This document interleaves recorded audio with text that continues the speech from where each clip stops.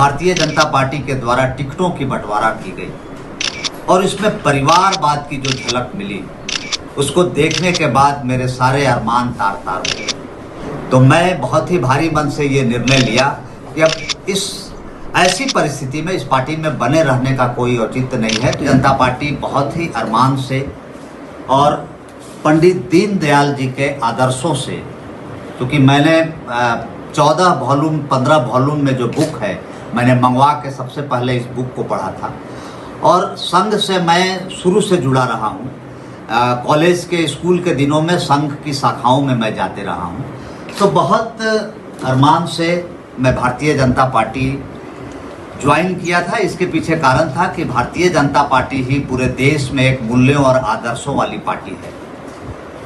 लेकिन इस विधानसभा में जिस तरह से भारतीय जनता पार्टी के द्वारा टिकटों की बंटवारा की गई और इसमें परिवारवाद की जो झलक मिली उसको देखने के बाद मेरे सारे अरमान तार तार हो गए। कई ऐसे कार्यकर्ता थे जो संघ की नीतियों से भाजपा में जुड़े हुए थे।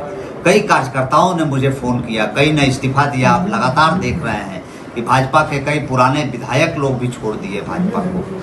तो उसके पीछे सबके मन में यही दुख है कि भाजपा अपने नीतियों से और संघ के आदर्शों और मूल्यों से बिल्कुल भटक चुकी है। तो मैं बहुत ही भारी मन से ये निर्णय लिया कि अब इस ऐसी परिस्थिति में इस पार्टी में बने रहने का कोई औचित्य नहीं है। तो इतिहास हमें माफ़ नहीं करेगी। मैं वर्तमान में आप सबों को बता दूं कि मैं कोई पार्टी ज्वाइन करने नहीं जा रहा हूं। नहीं मेरी कोई इरादा है कि मैं तुरंत कोई चुनाव लड़ूं या किसी दल में जाकर के चुनाव लड़ूं, क्योंकि मैं बेसिकली भाजपा संघ की नीतियों से जुड़ा हुआ हूं, आगे भी जुड़ा रहूंगा। लेकिन भाजपा को आईना दिखाना बहुत ज़रूरी है।